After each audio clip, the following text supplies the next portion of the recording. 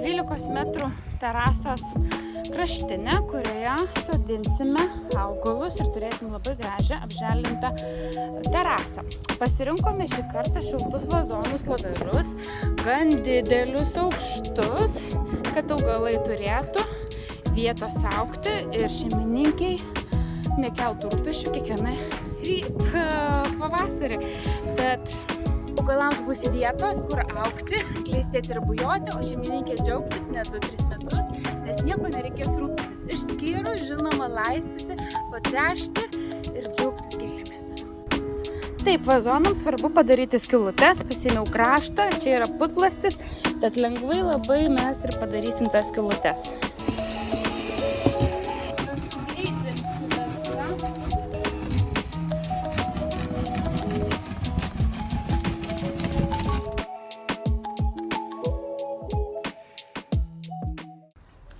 Susitikau su Laura, bičiule, jos terasoje. Pavasarį ši terasa atrodė visai kitaip, sakyčiau, netgi gal liūdnai mano akimis, nes čia... Mano taip pat. Nes čia nebuvo augalų, tiksliau buvo kelios pušys, bet nei vieno žiedo ar lapo. Tad čia noriu pakalbinti Laurą, kaip jai sekėsi apželdinti terasą, kokia tai kelionė, kokia tai patirtis, džiaugsmai, ar liūdesiai, ar iššūkiai, kaip viskas vystėsi. Tai nuo ko pradėjai organizuoti terasos apželdinimą? Iš esmės tai aš žinojau tave. Nu va, kaip gerai. Žinojau tave. Tikrai pasitikėjau tavo skonį, nes buvau mačius tavo darbus. Ir dėl to galėjau visiškai 100% pasitikėti, kadangi žinau, kad išmanai visus augalus ir žinojau, kad gali sukurti geriausius derinius, dėl to aš net ir neieškojau kitų žmonių, tiesiog kviečiausi iš karto tave. Nes jeigu apie priešistorę, kaip mano terasa būdavo anksčiau apželdinta, tai aš dažniausiai būdavo, kad pavasarį apsodinu žydinčiom gėlėm, ypatingai, pavyzdžiui, pelargonijom, vienintelės jos augdavo iš tikrųjų pas mane. Kitais metais bandžiau kitokį miksą, bet žiūriu, kad man tiesiog, kai yra daug saulės, ne visos gėlės gali išgyventi ir supratau, kad čia yra daugiau negu tik nusipirkti augalą ir jį pasodinti. Tai va, tai dėl to išsikviečiau profesionalę, kuri man padėjo išsirinkti augalus, juos pasodinti, patręšti tom trąšom, kurios yra naudingos ir dabar galiu džiaugtis tobulų rezultatų. Savo jaukia terasa, žalia terasa, aš sakau, sodas mieste, tai tu man padėjai susikurti šitą atmosferą ir be galo džiaugiuosi rezultatu. Labai džiugu man girdėti, ką tu sakai, bet aš dar noriu papasakoti, kad terasa yra ne šiaip terasa kieme, terasa yra ant stogo, tai reiškia, kad tai įtakoja daugiau vėjų, ar ne, daugiau galbūt netgi saulės ir yra sudėtingesnės klimato sąlygos augalams. Tai kaip svarbu yra juos pasirinkti, ar ne, ir vazonus pasirinkti, augalus pasirinkti ir žinoma dar netgi yra šiek tiek iššūkių ir su priežiūra. Tai kuo aš noriu dar pasidžiaugti? Ogi augalų būklę, jau mes pavasarį su Laura sodinom, praėjo jau visą vasarą ir pasikvietė mane kavos, pasižiūrėti, kaip užaugo augalai ir aš buvau labai maloniai nustebinta Lauros rūpesčio augalam, nes augalai atrodo puikiai, aš neturiu prie ko prikibti, o dažniausiai vis turiu kažkokių pastabų, patarimų. Augalai vešlūs, augalai sveiki, subujoja puikiai, bet Laura, duok savo augalų priežiūros paslaptį. Iš tikrųjų, man ją reikėjo atrasti, nes anksčiau turėdavau visai kitokius vazonus ir matydavau, kad ta žemė taip greitai neišdžiūsta. Šie augalai pasirodo yra lepesni, juos reikėjo daugiau laistyti. Tai vieną kartą patyrusi tą vaizdelį, kai jis biškį nuliūdino, tada supratau, kad reikia daugiau juos lepinti vandeniu ir jie dabar bujoja. Tiesiog pasimokiau iš savo klaidos, susidraugavau su augalais ir jie dabar džiugina mane, o aš juos džiuginu vandeniu dažniau.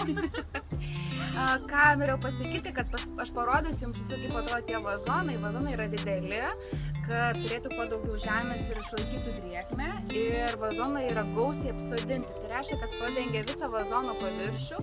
Tai reikia ir jiems daugiau vandens, nes jų yra daug, ar ne? ir jie auga ir, aišku, natūraliai jiems reikia daugiau drėgmės, kad jie galėtų tokie sveiki bujoti. Be to, kaip jau minėjau, tai įtakoja dar ir pati terasos vieta, tai yra ant stogo, saulė ir vėjai, kurie išgarina galbūt netgi ir greičiau tą vandenį ir dėl to Laurai tenka dažniau apsilankyti terasoje, daugiau pabendrauti su augalais ar ne, jais pasirūpinti. Dar aš manyčiau, kad labai svarbus punktas yra trąšos, kurias tu pataikiai visas tinkamas ir dėl to jie toliau gavę vandenį gali puikiausiai bujoti. Tai dėl to reikalingi specialistai, kad tu galėtum ramia širdim, aš sakau, investuoju į šitą dalyką, bet noriu, kad būtų gražu. Tai Neringa išpildė mano visus šitus norus, patrešė, visko pridėjo, ko tik tai reikia ir dabar galim džiaugtis rezultatu. Džiaugiuosi ir aš, tik kad noriu atkreipti dėmesį, kad pasodinti augalą kitą kartą atrodo mums labai paprasta, o iš tikrųjų nėra gal šiek tiek kaip paprasta. Tai ką mes darėm pas Laurą? Tai aišku, vazonai pirmiausia padarėm skyles, ar ne, tai yra drenažas, toliau yra maistinės medžiagos, ilgo poveikio trąšos, skirtos daugiamečiam augalam, nes Laurai sudėjom daugiamečius augalus, dėjom įgerio granulės, nes terasa, kaip visų, šilta, aukštai ir kad ne taip greitai išgarintų vandenį, įgerio granulės, tokia želera, kur kaupia drėgmę ir ją paskui duoda. Išlengvinti žemę naudojam perlitą, tai tokį visą mišinį netgi mes paruošiam, netgi 2 rūšių žemės naudojam, kad augalai, kuo būtų komfortiškesnės sąlygos. Kodėl tai investavo mes į žemės? O todėl, kad augalai buvo maži, o Laura norėjo efekto. Vau, kad būtų žalia, sako Neringa, čia tokie maži augaliukai, kol čia jie man užaugs, tai oi. Tai va, tai aš jau tą žinodama Lauros poreikį investavau daugiau į žemės paruošimą ir mes turim dabar puikų rezultatą. Augalai yra subujoję, rugpjūtis puikiai atrodo, nors pavasarį atrodė kukliau ženkliai. Dar kas man labai patinka, kad Neringa išpildė mano norą, kad terasa gražiai atrodytų visus metus, nes aš anksčiau, kaip ir minėjau, sodindavau vasarą pelargonijas arba kitas žydinčias gėles, o rudenį ten kokius viržius ar dar kažką. Tai man reikėdavo keisti, tai nes aš 2 kartus dirbu, 2 kartus investuoju ir laiką, ir jėgas, ir pinigus, o dabar bus gražu visus metus, ir žiemą, ir rudenį, ir vasarą, ir pavasarį, nes yra tam tikrų gėlių parinktų, kurios augs ir žydės skirtingais metų laikais.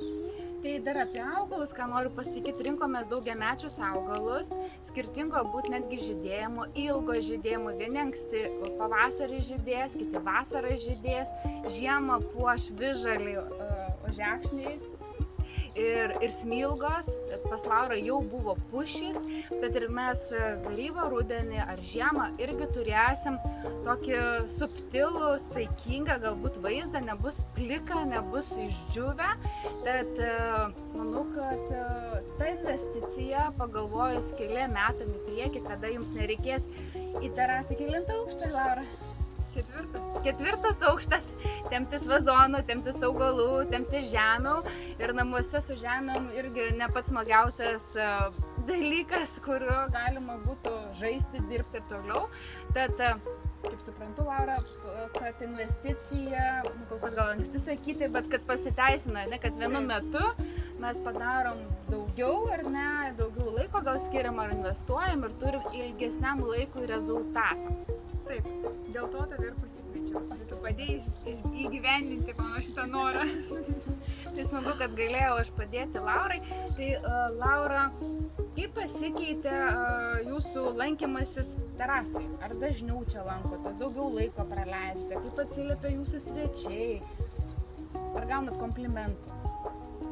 Gaunam komplimentų, žinoma, taigi čia sakau, žalias sodas ant mieste, tai čia tikrai ne visur taip yra. Net ir pasidairius, bet iš esmės tikrai kuria tą jaukumą, norisi daugiau pasėdėti, man tai čia tobuli vakarai iš tikrųjų, galiu žiūrėti saulėlydį, o tavo terasa žalia, dar suteikia tą jaukumą, tą, nežinau, čia pasakyti, tokią atmosferą, kur tikrai norisi ilgiau pabūti ir pasidairyti. Tai Laura, ar galima pajuokauti, kad hobį radai, atradai naują meilę. Nu taip, dabar lepinu augalus, o jie mane džiugina vaizdu.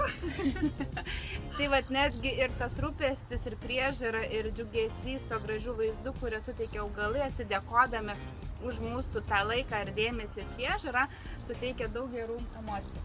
Tad visiems norim palinkėti, sukurti tos žalias oazės, žalius kampelius namuose, kur tik tai įmanoma ir galima. O jeigu jums reikia pagalbos, tai visada galite kreiptis į mane ir sukursim žalias zonas, sako Laura, žalią sodą mieste. Tai tiek. Labai rekomenduoju.